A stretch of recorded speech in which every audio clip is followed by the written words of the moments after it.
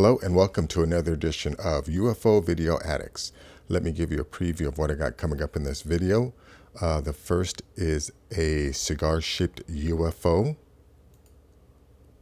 Also have what's claimed to be parts and pieces of a crashed UFO. Let's see, this is possibly, they're asking if it's a fake UFO, but this guy zooms in on the moon and you see something hovering over the moon. Let's see, this is a video about a mile-wide UFO that was seen in Texas. We also have this video that was taken by NASA, and they're claiming that this was just a corona ejection. But, other people think that it possibly a cloaked craft that's bigger than a planet. Here are some photographs of a UFO supposedly landing on the moon. Also have this article from Popular Mechanics about this weird history of unidentified submerged objects. And, like I always say, they're down there because that's where they live. We're not alone on the planet. Here is a clip from, I think this is the citizens' hearing. And, these guys are talking about how these crafts are around these nuclear sites. And again, like I said, it's because they don't want us to blow up their home. Also have this video of a possible Bigfoot sighting. There's this thing right here is supposed to be a Bigfoot doing something to this tree. And then last is an article here about Mark McCandlish, and he recently passed away, so we'll talk about that. But I don't think he, Shasta County Coroner's Office report cites his death as a suicide from self-inflicted gunshot wound. I don't think that's true. I think he was suicided. He was supposed to speak at a conference, at an upcoming conference, and maybe he was going to reveal something someone didn't want him to reveal. But anyways, let me go to this first video here. Let's check this out. Let's go full screen.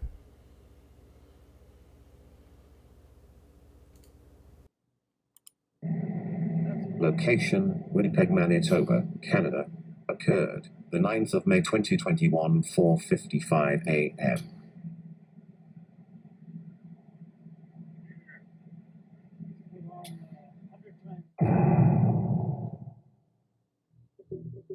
So now, this video is going to go into analyzing that, but, it's only a minute and 19 seconds long. I can't play the whole video. Of course, I will get hit with a copyright violation, but I will leave a link in the description so you can check it out. This video is supposed to be parts of a crashed saucer that was kept in a tin. But let me go to the part where the guy explains it. British UFO found after 60 years. Wreckage missing from a mini UFO which was labeled the British Roswell has been found in a tin box at a London museum. A mysterious metal disc found on Silpho Moor in a remote part of Yorkshire in 1957 was nicknamed the Silpho UFO. Newspapers in northern England at the time reported a small copper-bottomed flying saucer being found. The 40 centimeters wide lump of metal inscribed with hieroglyphics was similar to the wreckage of the famous UFO found at Roswell, New Mexico in 1947. After the mystery object was cut open, a book made of 17 thin copper sheets covered in more hieroglyphics was discovered inside. But when the wreckage was examined by experts from the Natural History Museum in London, it was dismissed as a hoax. They found no evidence it had any heat damage from entering the Earth's atmosphere. I want to say something right there. He just said that they found no evidence of heat damage of it entering the Earth's atmosphere. Again, why are they assuming that it's coming from space? What if this object weren't coming from space, but, was actually from one of the advanced civilizations that live in our oceans? Then, this may be a probe or something that they sent out and crashed. But if it's from one of our neighbors, it wouldn't need to travel in space. They probably sent this out to monitor us. But anyways, check out this video here. Watch this guy zoom in on the moon. Now, I don't know why this person is asking if this is fake.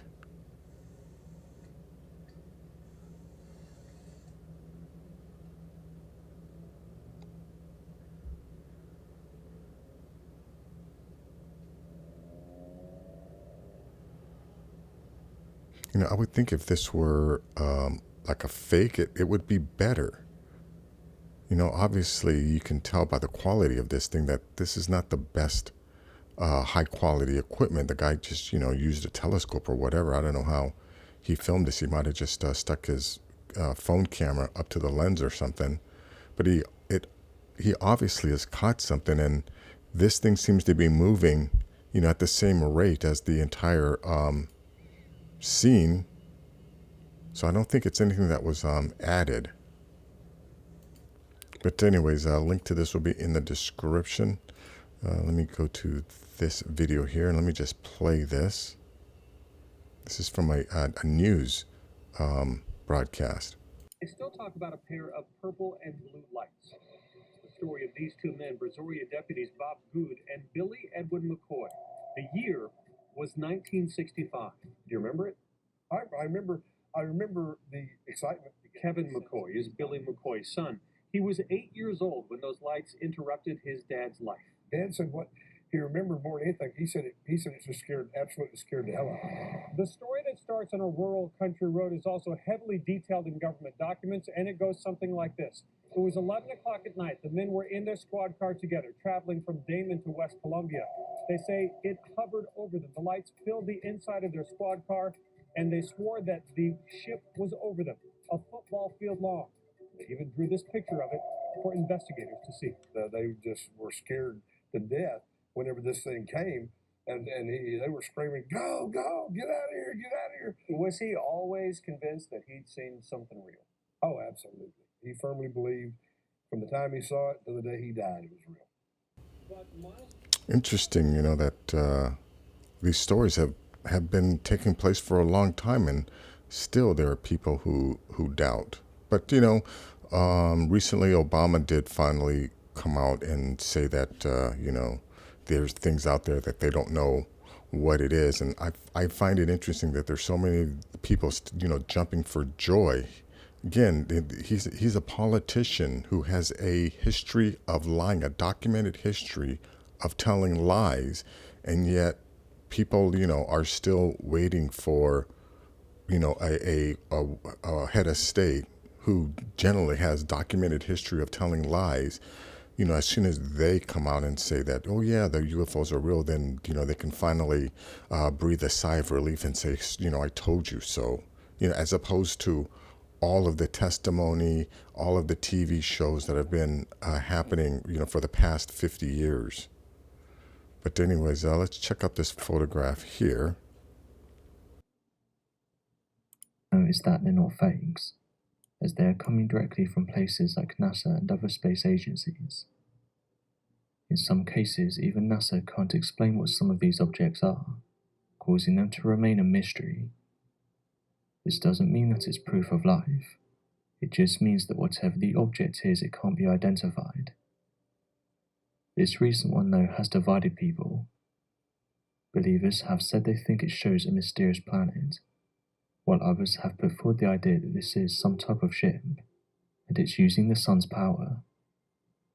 Non-believers, though, have said this isn't a ship, but is actually a coronal mass ejection. The National Oceanic and Atmospheric Administration said the following: coronal mass ejections are large expulsions of plasma and magnetic fields, and these come from the sun's corona. They can eject billions of tons of coronal material and carry an embedded magnetic field that is stronger than the background solar wind interplanetary magnetic field strength.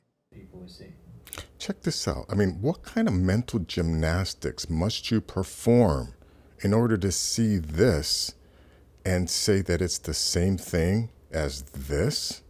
This is a coronal mass ejection. This is something else. And again, you know, planet Earth would probably fit inside of here.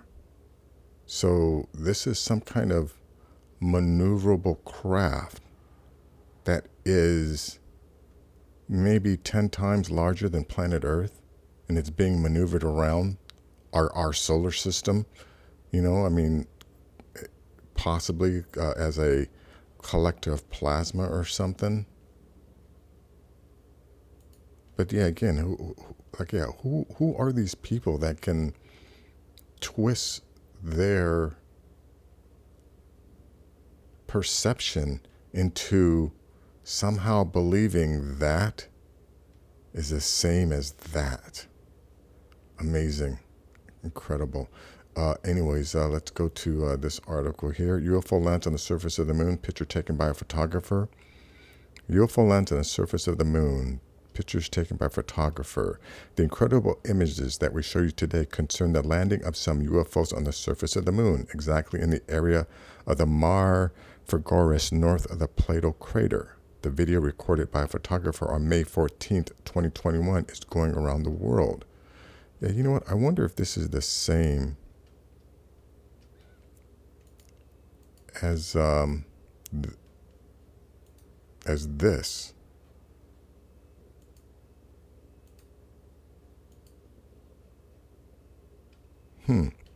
Anyways, check out this link here. I'll put it in the description. Let's go to this article here from Popular Mechanics, The Weird History of Unidentified Submerged Objects. And, you know, like I've said before, they're down there because that's where they live.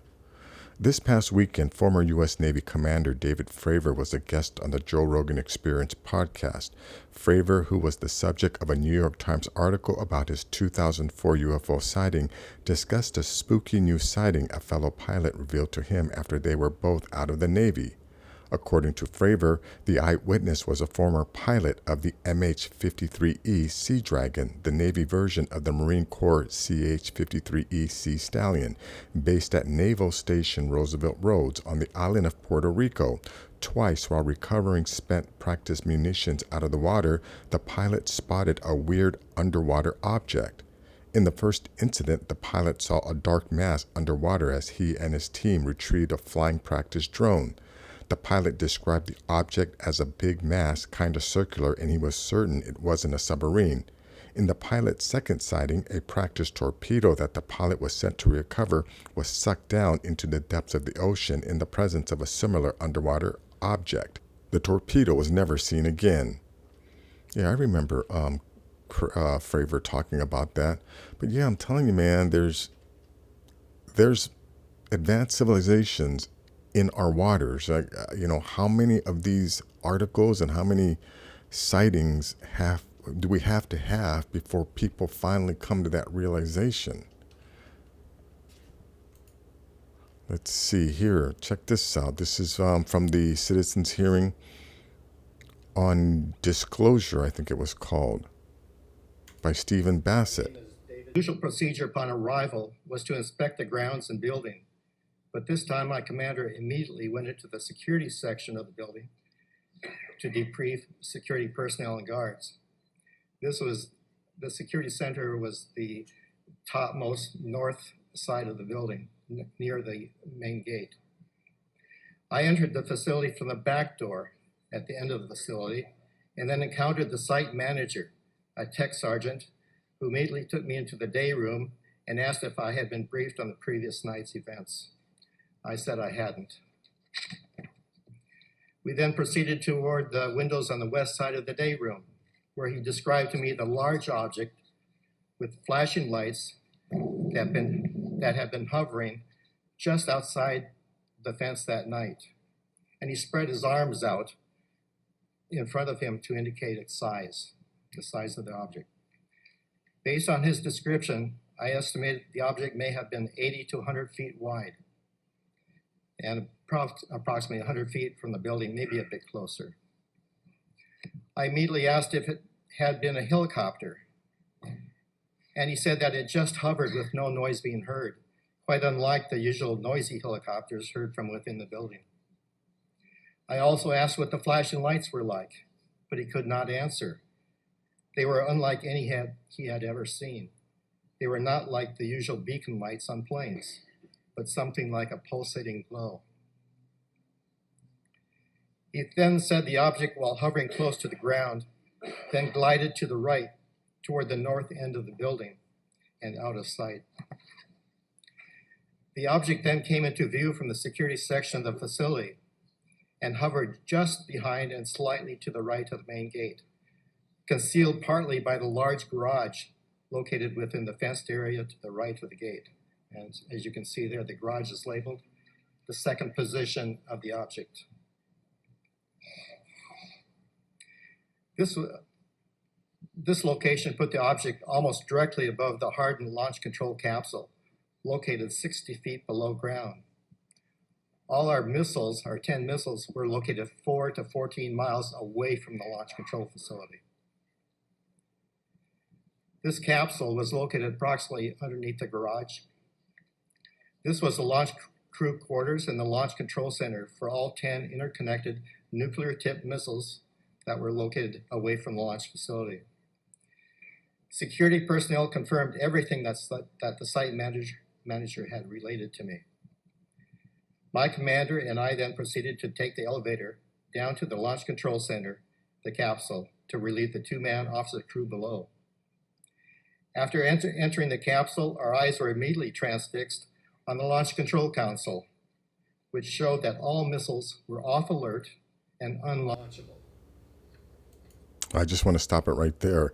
Yeah, it's obvious to me that the inhabitants, the advanced civilizations that we share the planet with, are very, very concerned about our ability to destroy their home as well as our home, because it's obvious, our leaders have proven that they're generally going to do the wrong thing.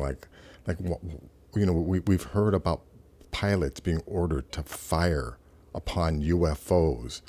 Imagine the mentality of someone who's obviously encountering something much more advanced than we are, but then ordering the pilot to fire on it and, jeopardizing not only the pilot's life, but, who knows, possibly, well, obviously they're not threatened by us, but still the stupidity of the people giving the orders to our pilots to try and attack these UFOs is astounding to me, but not surprising.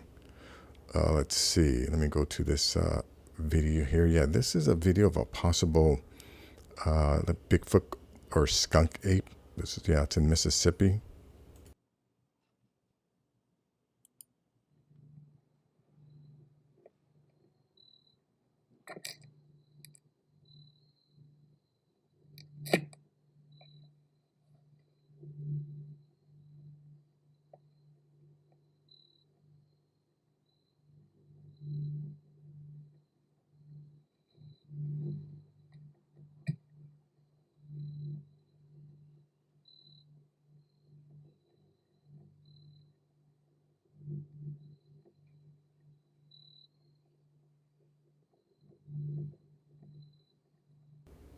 Look again, I can't play this. Oh, you can see the guy's head right here. I can't play the whole thing, but, in a few seconds, this thing stands up. And when he stands up, this dude takes off because it's so tall. But again, this is Mississippi. This definitely looks like a gorilla, but I hardly doubt there are land gorillas running around the woods of Mississippi. But anyways, link will be in the description. Now, let me go to this last article here about this guy, Mark McCandlish. He's the guy that drew the flux liner, or the alien reproduction vehicle. Actually, he was an illustrator for a lot of the like Popular Mechanics and things like that, I think, But he was an illustrator that was that made all these drawings. Well, he was supposed to speak at an upcoming conference about disclosure, but he was found with a shotgun wound. Here it is. In memoriam, Mark McCandlish died on April 13th, 2021, It was just last month on Redding, California, of a shotgun blast to the head. Shasta County coroner's official report cites his death as a suicide from self-inflicted gunshot wound. Mark McCandless spoke to his friend Rick Price late that day, April 13th, and Mark told him that he was going to rest and would call him later. Mark also spoke to his girlfriend later and told her that he would speak to her when he went to work at her animal shelter. When Mark did not show up for work and he failed to call her, Mark's girlfriend, who had a key to his home, went there to look for him and found his body dead from a gunshot wound to his head. A colleague of Mark McCandless, a member of a UFO SSP disclosure group with which Mark McCandless was associated, wrote on May 10, 2021, regarding Mark McCandless' suicide with shotgun blast to his head. He was going to testify for Senate UFO UAP meeting in June. His testimony would have destroyed the "we haven't made much progress" narrative. Also, the one who showed the Tic Tac was actually U.S. Air Force SSP drone. That would also destroy that narrative. Came out and reversed and said he made it up. Mark probably didn't go along. It's an agenda. It's complicated for sure. Yeah, according to Mark, those drones are a product of the breakaway civilizations that exist with us. Now, if you want to find out more about the breakaway civilizations, you definitely check out Richard Dolan. According to Dolan's research, years ago, there were some people, some very wealthy individuals who acquired highly advanced technology, and they kept that technology amongst themselves. And they're considered a breakaway civilization in the sense that they are using items and technology that's so far more advanced than what we have, that they exist within a world of their own. For instance, they obviously have these anti-gravity craft that can travel into space and travel at hypersonic speeds. And they're using a bunch of other technology. Probably some of it came from Tesla. But I think there's something to the notion that there definitely is a separate, or individuals who come from our society, who aren't quote unquote aliens, or who aren't part of our neighbors, but I would say they most likely have a relationship with our advanced neighbors. Anyways, check out Richard Dolan, Breakaway Civilizations, to find out more about that. And the link to this page here will also be in the description. But that is going to be it for this video. If you like things like this, please give this video a thumbs up. Please share this video. And if you're new to the channel, please subscribe. I'll have more things like this.